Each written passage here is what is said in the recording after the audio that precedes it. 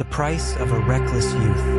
Long ago, in the village of Asabu, nestled between rolling hills and vast golden fields, there lived a girl named Abina.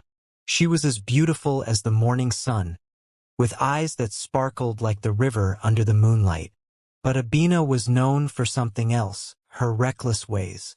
She cared little for wisdom, laughed at the advice of elders, and spent her days in endless pleasure, ignoring the responsibilities of life. Abina was born into a family of great repute. Her father was a skilled hunter, and her mother, a wise woman who brewed the finest medicinal herbs.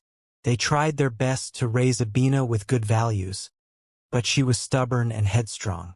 While other girls learned to weave, cook, and tend to their families, Abina roamed the village, laughing loudly and engaging in foolish mischief. "Life is meant to be enjoyed," she would say. "Why waste it on work and worries?" The elders warned her.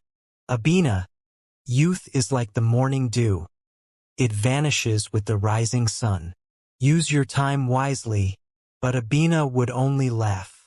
She spent her days at the village festivals, dancing till dawn, ignoring her duties, and following wayward friends who only encouraged her reckless ways.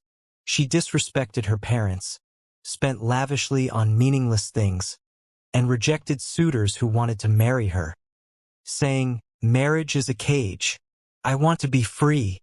Years passed, and one by one her friends settled down. They married, had children, and built homes, while Abina continued her life of pleasure. But time, as it always does, began to take its toll.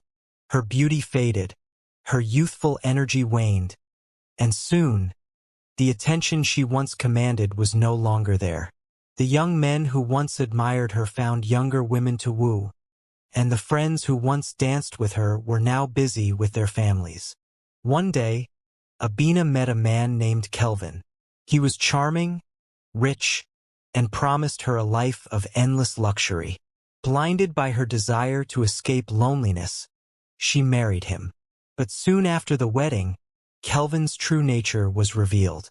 He was cruel and abusive, treating her with no love or respect. He controlled her every move, took away her freedom, and often left her alone to suffer in silence.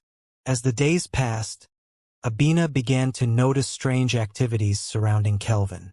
He was secretive about his wealth and often met with questionable individuals.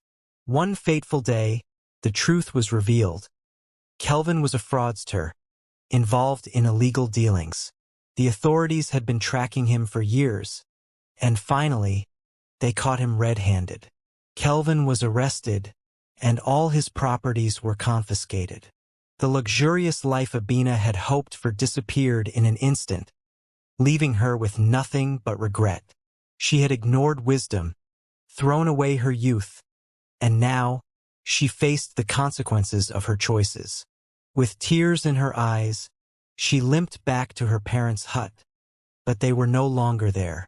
Her father had long passed away, and her mother had moved to another village to live with her brother's family. She was truly alone. Regret gripped her heart. She wished she had listened to the elders, respected her parents, and built a life worth living. But time, like a river, never flows backward. From that day, Abina changed.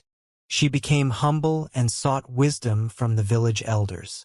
Though it was too late to change her past, she spent her remaining years advising young girls never to waste their youth as she had. And so, the people of Asabu learned from her tale. To this day, mothers tell their daughters, "Remember the story of Abina.